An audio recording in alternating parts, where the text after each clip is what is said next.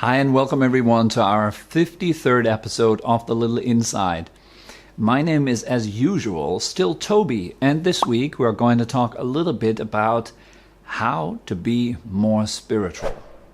It's very, very important stuff, so let's get started right after the intro.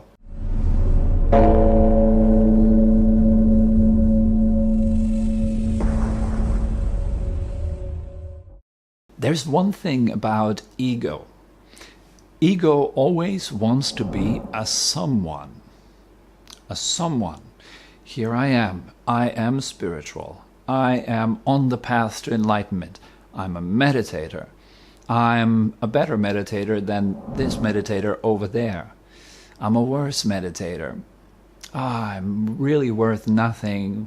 Why does nobody love me? I'm so miserable. I'm this and that. I'm not enough of this. I'm not enough of that. Well, that's ego right there. So ego is not that thing that somehow lives inside of your body there somewhere. And it's being that kind of naughty little you that's there. That's not ego. Ego is your very sense of self. The sense of being a someone. Right? That's ego. So that's what you're feeling right now. Oh, right now I'm a someone that's watching the little inside. For me, for example, would be, right now I'm a someone that's recording that little inside. Okay? So I am Tobi, I am a man, I am whatever. All that is ego. And ego's job basically is to remain here as a someone, as a somebody. And what it usually does is it identifies itself with all kinds of stuff, like the body, or mental things that arise, like I'm an intellectual, I'm a Democrat, I'm a Republican, I am right, you are wrong, all that. So this is ego. And so this trying to be a someone constantly, that can be very well translated into a spiritual path. Even though our spiritual path here, what we are practicing, is leading to the dissolution, or to the, you can say, better word would be transcendence of self. The transcendence of that little tiny ego which gets trapped in the body and which gets trapped in emotional states and so forth. We're learning to transcend that, to make it known, to see it, and to go above it. And so even though this is the point of our path, many people who actually walk on a spiritual path, who are practicing meditation and so forth, their ego makes use of this spiritual path to become very identified with the spiritual path itself. So they would, for example, change their outfit in a specific way. I did that for a long time, like wearing only white clothes, like I do today. I just have a white shirt. I do have blue pants on right there. There we go, blue pants.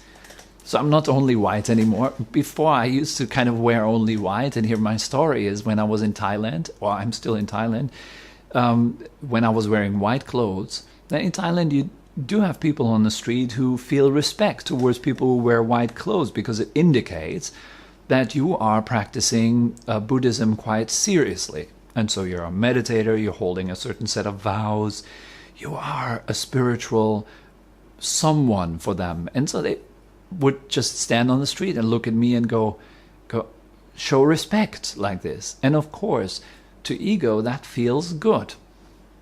It feels like, someone acknowledges that I'm a spiritual someone. Okay? So this is very funny, actually, when I go back to reflecting on that. But this is what the self does. It tries to be a someone. Now, by now, I'm okay with it. My teacher has really knocked that out of my head, to not pretend to be a someone. That's not what the spiritual path is about. It's all about sincerity. It's all about honesty. To be honest with who you are, and to be, or learn to be okay with that, and gradually work on transcending these very limited notions of who I am. So we all, basically, as long as we're not fully realized on the spiritual path, have this sense of trying to be someone different. Ego essentially really doesn't like itself. Our sense of self is at war with itself. It constantly wants to manipulate itself. It wants to grow. It wants to get better. It wants to, and even when you're then on a spiritual path, it wants to kind of transcend itself. I'm going to get rid of myself, which is really, really funny, actually, if you come to think about it. I'm here and I'm going to eradicate ego. But who is talking there? Who is speaking of eradicating ego? Well, that's ego itself. And it's in a very good position now. It feels so safe behind that. I'm the murderer of ego. So this is like the ideal position for ego. It goes unnoticed. And these things, very often, they go unnoticed for a long time. I remember when I was back at the monastery, I was joking around with a friend that we are going to kill ego and so forth, and we actually meant it like that at this time. So this is all these kind of funny ways that ego treads on a spiritual path. Now, once you recognize that, and you see that ego basically doesn't like itself, and this dislike towards itself is manifesting in trying to be different, trying to be a different someone. So once we are on the path, there might be various different spiritual personalities that arise. So you can have your hardcore meditator, that the guy that kind of feels like an ascetic. I'm sitting for 10 hours straight and I'm doing my hardcore meditation, and I'm a traditionalist. I'm adhering to this sect of meditation which is very powerful. It's the best. We have the best technique. Then you have these people who are very humble. I remember when I was at the monastery, that was a real thing, that people where everyone was humble.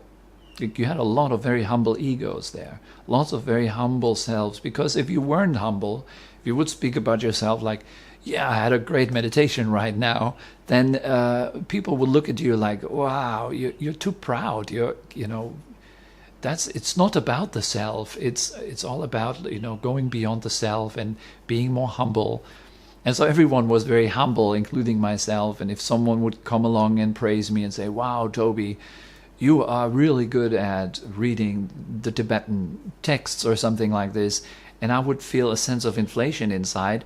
And then I would try to just give a humble answer like, oh, no, I'm really worth nothing, and I'm just pretending, it's not real. And there are others that are so much better, and my teacher is so much better at this, and my colleagues are so much better. I'm really just a beginner, all these kind of things. And that gave me even more a sense of being a someone. Yes, I'm doing well because I'm humble. I'm a someone that's humble. Then you have these spiritual personalities that are very fancy, that go into all these kind of episodes of, like really showing their spirituality to the world by talking very softly. And if they are confronted with a very angry person, they would say, I can see you seem to be very angry, and I understand you. I would be angry when I was in your position too. But I feel kindness for you. Seriously. Like they need to show just how kind they are and just how nice they are, how they get along with everyone. There's all these very funny costume plays or acting out of what we believe is the right thing to do. And then all of this big confusion of the self trying to be a someone, it's all very very fake. It's this pretense. We are trying to pretend that we are a someone. And if we don't look through that, if our practice is not actively actually working with these things, then these things very often go unnoticed for years. So really seeing through these personalities that arise, these various types of self that arise, not making more personalities and trying to become more this or more that. That's the work that we do. So the work really lies in seeing, which is a sincerity, it's honesty. You're looking at yourself, you see, okay, all right, so right now this kind of personality has manifested. And you sustain your ability to look at that personality.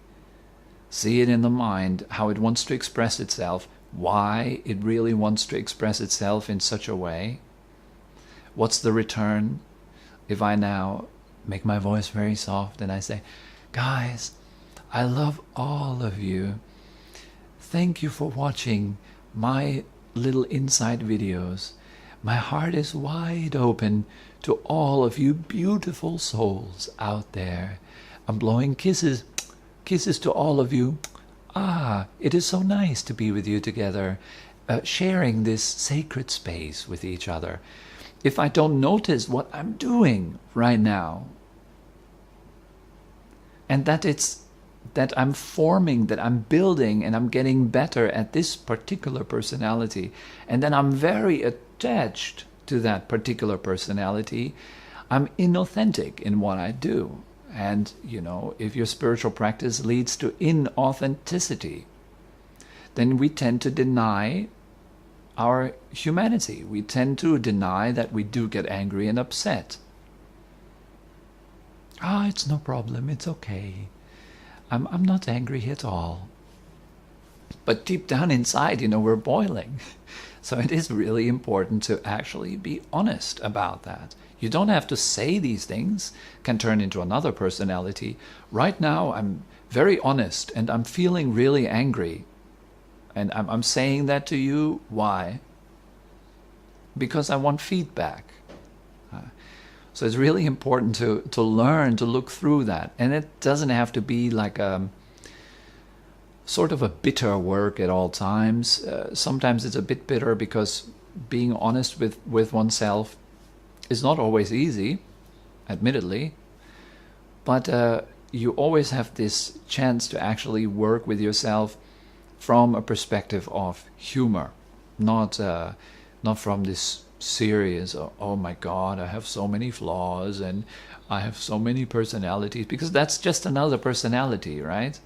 So you can have some fun about it. The point is not to change your personalities into the ideal personality, but to learn to see them.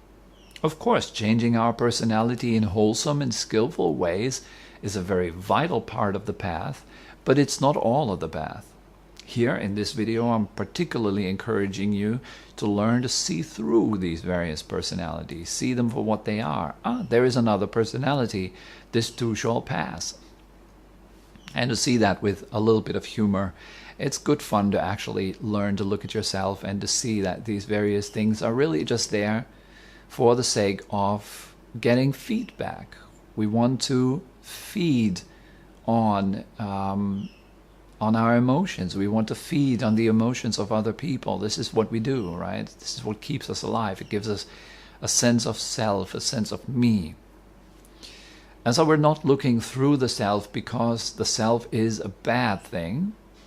We're looking through the self to understand, like, here is how I create suffering, and here is where I'm inauthentic, and here is how to transcend suffering, and here's the path to truth, to authenticity.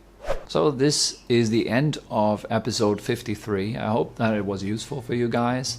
However, if you do have any questions, feel free to just write them down in the comment section below, or write me an email if you like. And well, I hope all of you guys have a wonderful, fantastic, new, beautiful week filled with rainbows and gratitude and all the beautiful things, and may you be totally free from anger, and may you be totally perfect in the next week and radiant. And so I send you my spiritual blessings, brothers and sisters, and hope to see you again next Wednesday. Much love. Namaste.